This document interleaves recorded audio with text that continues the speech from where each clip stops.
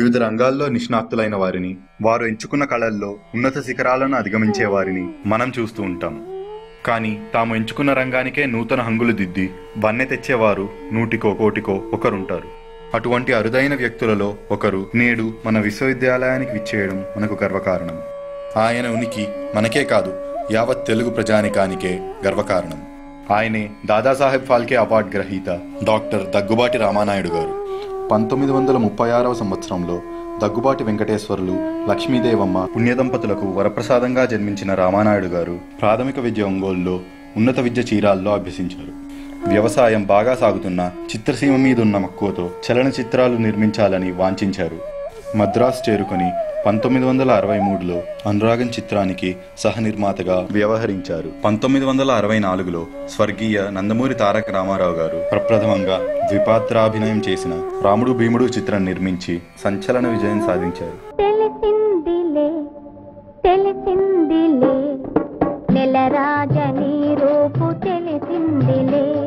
ఆ తరువాత శ్రీకృష్ణ తులాభారం, స్త్రీ జన్మ, సిపాయి చిన్నయ్య లాంటి ఆణిముత్యాలను తెలుగు ప్రేక్షకులకు అందించారు.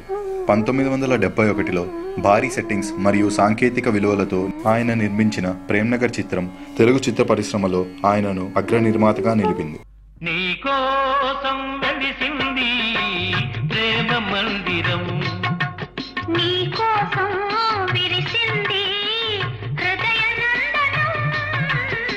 తెలుగు చలనచిత్ర పరిశ్రమను మద్రాసు నుండి రాష్ట్ర రాజధాని అయిన హైదరాబాదుకు తరలించడంలో ఆయన పోషించిన పాత్ర ప్రశంసనీయం. సోగ్గాడు, సెక్రటరీ, మండే గుండెలు, ప్రేమ మందిరం, దేవత వంటి అర్థవంతమైన చిత్రాలను 70వ దశకంలో ఆయన నిర్మించారు. ఎందరో ఔత్సాహిక నటులు, దర్శకులు, సంగీత దర్శకులకు అవకాశాలిచ్చి వారి పాలిట పెన్నిదయ్యారు.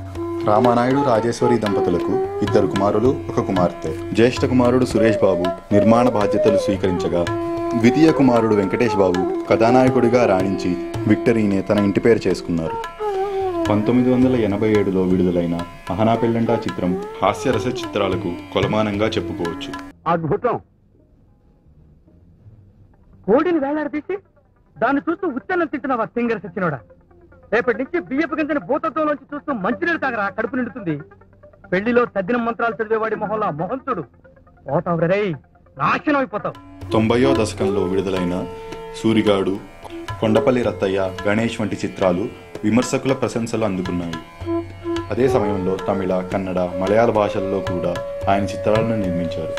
100 నోటు మీద ఉన్న అన్ని భాషల్లో చిత్రాలు నిర్మించి నిర్మాణం కొనసాగిస్తున్న ఘనత ఆయనకే దక్కింది. 4 దశాబ్దాల్లో 135కు పైగా చిత్రాలు నిర్మించి బ్లాక్ అండ్ వైట్ కాలం నుండి నేటి డిజిటల్ కాలం వరకు ప్రేక్షకులను మెప్పించాలనే పిపాసతో అహర్నిశలు శ్రమిస్తున్నారు. ఈ సుదూర పయనంలో ఎన్నో సన్మానాలు, సత్కారాలు ఆయనను వరించాయి.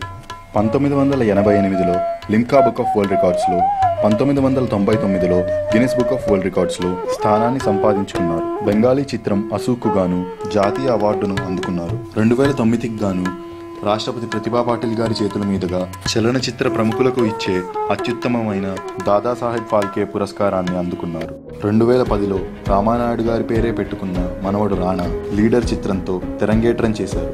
రాష్ట్ర రాజకీయాల నేతృత్వంలో వచ్చిన ఈ చిత్రం ఎంతటి ఘన విజయం సాధించిందో మనందరికీ తెలుసు. రామానాయుడు చారిటబుల్ ట్రస్ట్ను స్థాపించి సమాజానికి తన వంతు సేవ చేస్తున్నా దాని గురించి ప్రచారం చేసుకొని వినమ్రుడాయన. చలనచిత్ర నిర్మాణం అంటే కేవలం వ్యాపారం కాదని నిరూపించి ప్రతిభకు, వైవిధ్యానికి పెద్దపీట వేసి తెలుగు జాతి కీర్తిని దశదిశలా చాటి చెప్పిన రామానాయుడు గారికి వందనం, పాదాలు.